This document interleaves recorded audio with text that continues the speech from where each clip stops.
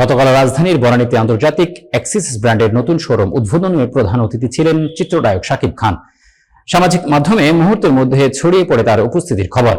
এ প্রসঙ্গে বলা হচ্ছে, মাত্র 20 মিনিটে শাকিব খান নাকি 35 লাখ টাকা নিয়েছে। এটি হিসেব করলে প্রতি মিনিটে প্রায় 2.25 লাখ টাকা হচ্ছে।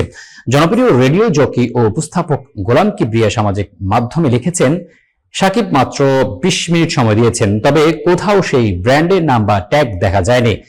তিনি প্রশ্ন তুলেছেন, কোন এজেন্সি এই ইভেন্ট ম্যানেজমেন্ট করেছে?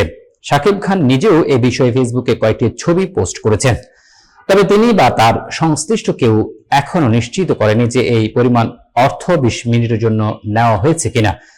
বিষয়টি সামাজিক মাধ্যমে এখনো আলোচনা ও সমালোচনার কেন্দ্রবিন্দু।